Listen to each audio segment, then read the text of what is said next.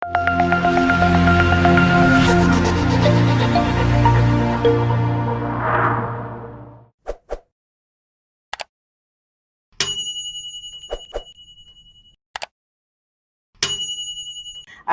pertanyaan dari Pak Dwi Asvan. Kita bacakan.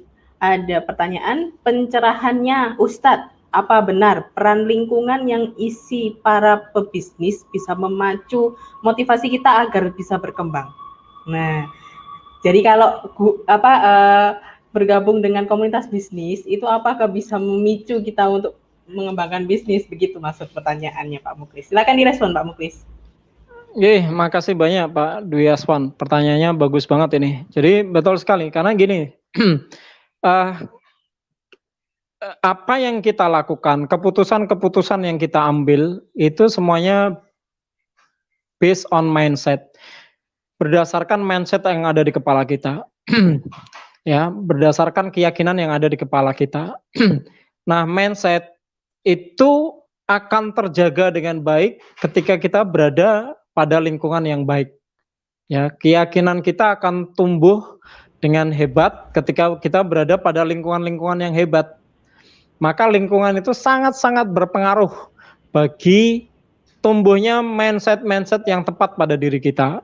Kalau kita lingkungannya pengusaha-pengusaha nakal, ya, pengusaha-pengusaha yang menghalalkan semua cara, pengusaha-pengusaha yang terlibat riba, pengusaha-pengusaha yang misalnya goal akhirnya adalah hanya dunia, berbangga-bangga dengan harta yang dia miliki, maka otomatis ketika lingkungan kita seperti itu, otomatis sedikit demi sedikit mindset kita akan terpengaruh. Ya, karena setiap hari kita bicara yang dibicarakan cuma dunia, yang dibicarakan tentang strategi atau hal-hal peluang-peluang yang misalnya zero nilai, enggak ada nilainya, enggak ada baik buruknya. Maka kita pasti akan terpengaruh di situ, ya. Tapi ketika kita lingkungannya adalah pengusaha-pengusaha yang visinya visi langit, ya, otomatis kita juga akan terpengaruh, ya. Kita akan kalau kita lingkungannya pengusaha-pengusaha dunia, ya, pengusaha-pengusaha yang goal akhirnya banyak-banyakin harta, bagus-bagusan mobil, mau tidak mau kalau ketemu kita nggak enak kalau nggak pakai mobil yang bagus seperti mereka. Cerita kita pasti cerita-cerita yang seperti itu. Dan mau tidak mau akhirnya kemudian mindset kita tergerus, keyakinan kita tergerus. Tapi ketika kita gaul dengan pengusaha-pengusaha yang hidupnya sederhana tapi infaknya besar banget, ya, kemudian bagaimana dia menghadapi kesulitan-kesulitannya dengan ikhtiar-ikhtiar langit, maka otomatis mindset kita juga akan terpengaruh, ya. Akhirnya kemudian ketika mindset kita sudah terpengaruh, keputusan, tindakan-tindakan yang kita ambil ya sesuai dengan mindset yang sudah tersemai di kepala kita. Maka penting banget bagi teman-teman pengusaha untuk mencari lingkungan-lingkungan yang tepat, lingkungan yang benar-benar mengajarkan tentang bagaimana kita berbisnis yang tujuan akhirnya itu adalah tujuan akhirat, ya.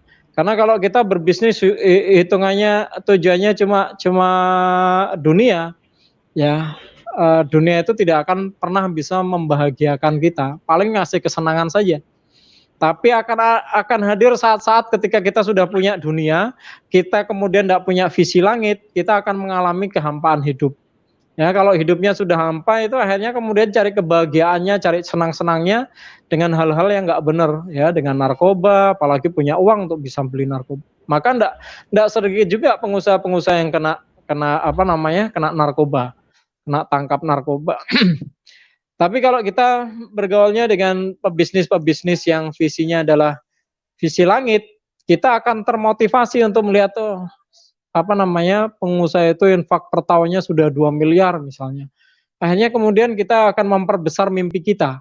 Gimana caranya bisa infak 2 miliar? Karena semua pengusaha yang menengah atas itu ya, pasti sudah mulai melihat bahwa kebutuhan hidupnya itu sebenarnya tidak besar. Kebutuhan hidup paling angka 25 juta untuk makan, untuk lain per bulan itu sudah sangat cukup lah, 50 juta cukup. Kalau penghasilannya 500 juta per bulan, ya, maka peluang dia untuk berbagi menjadi sangat besar sekali, ya, dan pasti akan larinya ke ikhtiar langit. larinya ke bagaimana bangun pesantren ya, bagaimana bangun rumah tahfiz dan lain sebagainya. Ya, karena ya itu tadi untuk kebutuhan dunia itu, untuk kebutuhan makan itu kalau kita ndak nuruti lifestyle ya, ndak bisa makan Ya. kalau nggak di restoran bintang 5 misalnya, seperti itu misalnya. Maka biaya hidup kita itu sebenarnya murah, dan Allah itu ngasih nikmatnya bukan di mahalnya makanan, tapi di keberkahan ya. Ada orang makanannya mahal banget tapi ndak merasa nikmat ya. Tapi ada orang yang makannya tahu tempe ya, tapi ada istri yang wajahnya membahagiakan ya, ngasih makannya dengan senyum yang membahagiakan. Anak-anak nurut-nurut, itu makan tahu tempe rasanya nikmatnya bukan main.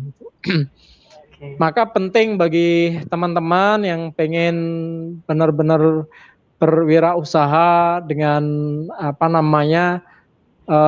lingkungan yang tepat ya, maka bergaulah dengan pengusaha-pengusaha yang punya mindset yang sama. Dan alhamdulillah saat ini ada begitu banyak komunitas-komunitas pengusaha yang mereka mendasarkan komunitasnya pada nilai atau visi akhirat ya.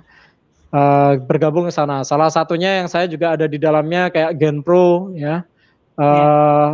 Ada pengusaha-pengusaha besar sekelas triliunan yang ternyata juga seperti itu. Mereka visinya visi langit ya. Sedekahnya banyak banget ya. Sumbangannya buat dakwah banyak banget. Dan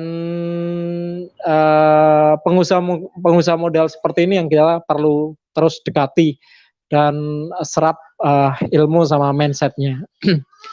Gitu Mbak Citra. Jadi benar sekali, lingkungan itu sangat membantu untuk tumbuhnya mindset yang tepat, dan selanjutnya mindset itu yang akan mengatur bagaimana cara kita mengambil tindakan dan cara kita mengambil keputusan.